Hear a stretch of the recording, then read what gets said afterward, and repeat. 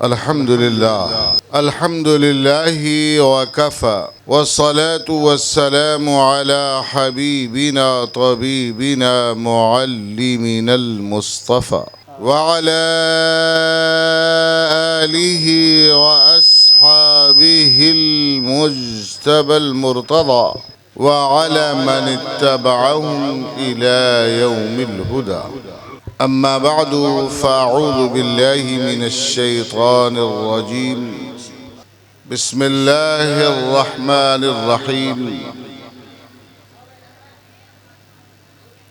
الرحمن علم القرآن.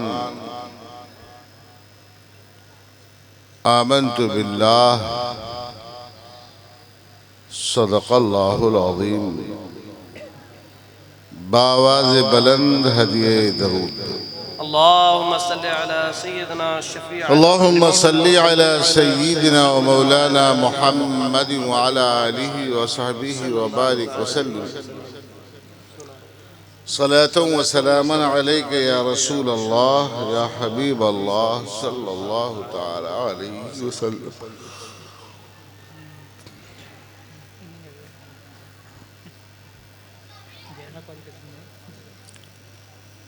ہماری اور آپ کی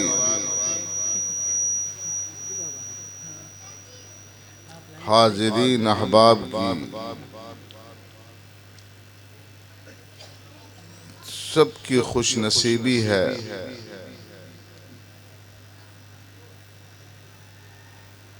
کہ آج ہم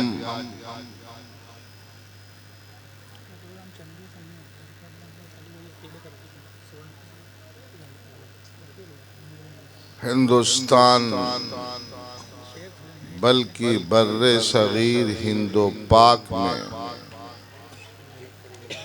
یا یوں کہہ لیجئے کہ دنیائے اسلام میں اردو زبان کے ذریعے قرآن اور اس کی قرأت سیکھنے والے تمام قرائے اعظام کے محسنین کی بارگاہ میں خراج محبت اور عقیدت پیش کرنے کے لیے حاضر ہوئے.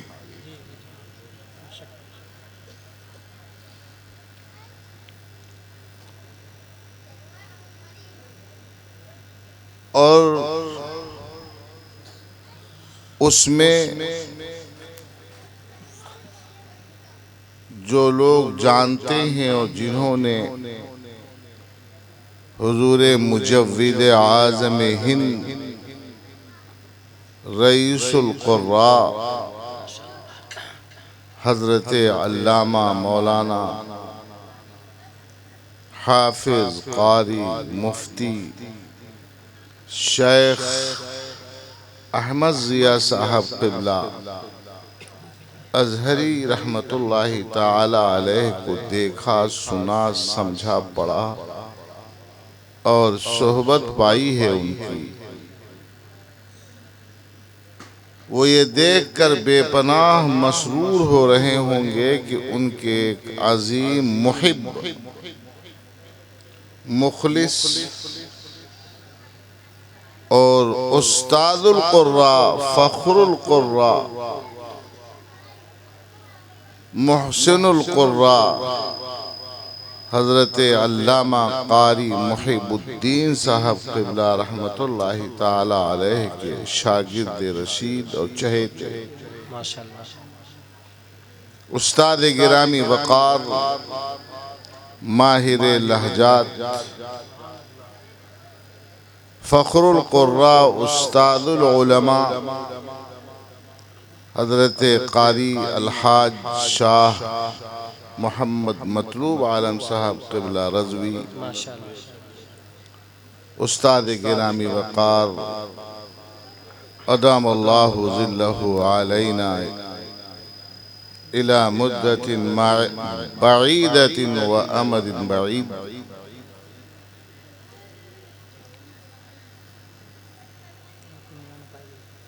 ساتھ ہی ساتھ صاحب السیادہ فخر السعادہ گرامی وقار مرکز عقیدت حضرت سید صاحب قبلہ بھی جلوہ بار ہیں، اور ہمارے اسٹیج پر ہندوستان کے نامور قراء اساتذہ فن بھی جلوہ بار تھے، کچھ چلے گئے، کچھ تشریف فرما۔ دور و دراز سے حضور قاری صاحب قبلہ علیہ الرحمہ کی محبت میں یہ حضرات تشریف لاتے ہیں۔ اللہ تعالی ہماری اور ان کی حاضری کو قبول فرمائے۔ ہمارے ساتھ ہندوستان کے نامور صحافی، بہترین قلمکار، طلیق اللسان، فصیح البیان، حضرت قاری رئیس احمد خان صاحب قبلہ زید حبہ و مجدہ، وہ بھی تشریف فرما ہے، جو بار بار نہ جانے کتنی ہزار بار حضور مجود اعظم ہند کا دارالعلوم نور الحق چرہ محمد پور میں ذکر کر چکے ہوں گے، شمار سے باہر۔ اور کیوں نہ ہو، حضرت کا اخلاق ہی ایسا تھا کہ جو ان کو دیکھتا، ان سے ملتا، ان کا گرویدہ ہو جاتا تھا۔ ہمارے اسٹیج پر ہمارے ساتھ بڑی خاموشی سے چھپے بیٹھے ہیں ہندوستان کے نامور قاری حضرت قاری لائق صاحب قبلہ زیدہ حبہ۔ اللہ تعالی ان کے بھی اقبال بلند فرمائے۔ آمین آمین۔ ہمارے ساتھ بریلی شریف کی سرزمین سے تشریف لائے ہوئے الحمدللہ، ماشاءاللہ، حضور مجود اعظم ہند کے عاشق استاد القراء، جو خود مدرسے کے بانی نہیں بلکہ مدارس کے بانی ہیں، طلبہ و طالبات دونوں کو قرآن سکھا رہے ہیں، حضرت قاری اشتیاق صاحب قبلہ، وہ بھی جلوہ بار ہیں، ماشاءاللہ ماشاءاللہ۔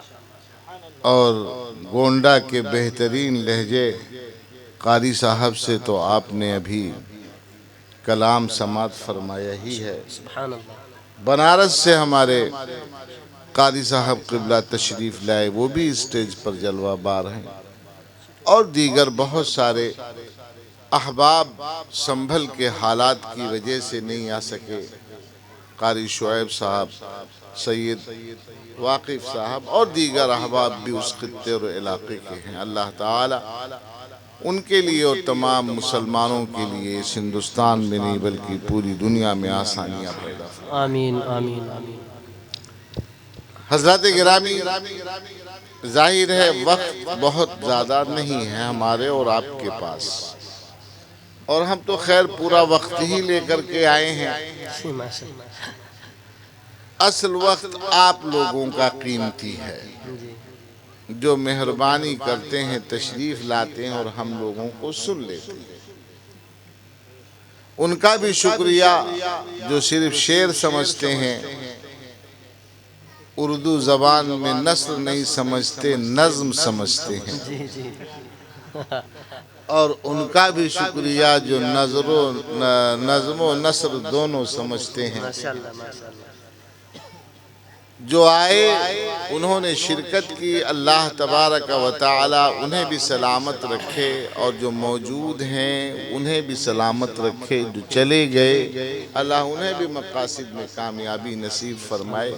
ٹھیک ہے، کم از کم وہ ان سے بہتر ہے جو حاضری تک نہ دے سکے۔ ماشاءاللہ، آئے تو صحیح۔ واہ واہ واہ۔ قاری صاحب قبلہ علیہ الرحمہ کے در پر یقین مانے یہ ایسا مبارک در ہے کہ اپنا تو اپنا، غیر بھی اگر آ گیا تو قرآن سیکھ کر چلا گیا۔ اللہ، ماشاءاللہ ماشاءاللہ۔ سبحان اللہ. پچھلی بار تقریر میں بھی شاید ہم نے ذکر کیا تھا کہ عرفانیہ کو عرفان وہیں سے ملا، فرقانیہ کو فرقان بھی انہیں سے ملا. ہاں ہاں ہاں جی. اور اگر کچھ شدھ بدھ ہے دعویٰ کرتے ہیں تو قرآن بھی انہیں سے ملا ہے. تو یہ وہ مبارک ذوات قدسیہ اور ہستیاں ہیں. حضرت قاری احمد ضیاء صاحب قبلہ علیہ الرحمہ، قاری محب الدین صاحب قبلہ علیہ الرحمہ، قاری ضیاء الدین صاحب قبلہ علیہ الرحمہ، قاری عبد الرحمن مکی صاحب قبلہ علیہ الرحمہ، اور حضرت علامہ عین القضاة صاحب قبلہ رحمۃ اللہ تعالی علیہ. بے شک بے شک. یہ سلسلۃ الذہب ہے، مبارک شجرہ ہے، جس شجرے سے ہم قرآن مقدس پڑھتے ہیں اور جس سے حضرت نے ہماری سند میں اجازت عنایت فرمائی ہے اور دستخط فرمایا ہے استاد القراء نے اور حضرت قاری احمد ضیاء صاحب قبلہ علیہ الرحمہ مجود اعظم ہند. اللہ بے شک بے شک.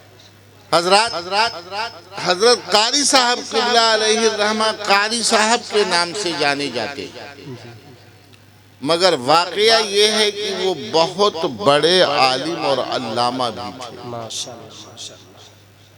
وہ حافظ قرآن بھی تھے، قاری قرآن بھی تھے.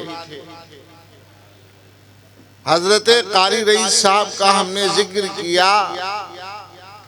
ہمارے بغل میں ایک قاری تھے، وہ اب دنیا میں نہیں رہے. فرمایا کہ حضرت میں نے سبعہ میں قاری محب الدین صاحب قبلہ علیہ الرحمہ کو 7 بار پورا قرآن سنایا ہے. اللہ اللہ اللہ. میں نے کہا یہ فخر صحافت ہیں ہمارے والد گرامی حضور مفکر ملت علیہ الرحمہ کے استاذ، فخر القراء، عمدۃ القراء، شیخ القراء حضرت قاری یحییٰ صاحب قبلہ استاد الجامعۃ الاشرفیہ مبارک پور رحمۃ اللہ تعالی علیہ بڑھاپے میں پڑھتے تھے تو جوانوں کو رشک ہوتا. اللہ اللہ. اتنی عمدہ آواز تھی. میری شادی میں علماء، حفاظ، قراء، پیران اعظام کا پورا ایک سلسلہ تھا. الگ الگ کمرے بنائے گئے تھے، کتنے بڑے بڑے، ان کا رکھ رکھاؤ کیسے ہوگا، کہیں بھیڑ نہ جائے.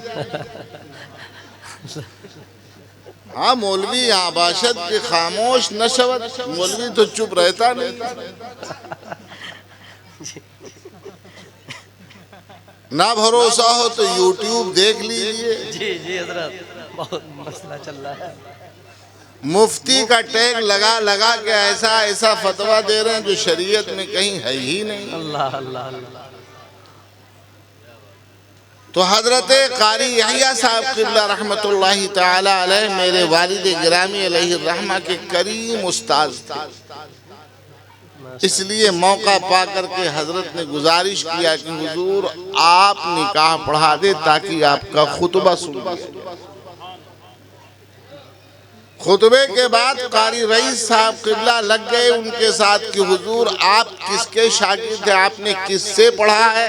تو فرمایا میں نے قاری احمد ضیاء صاحب قبلہ علیہ الرحمہ سے پڑھا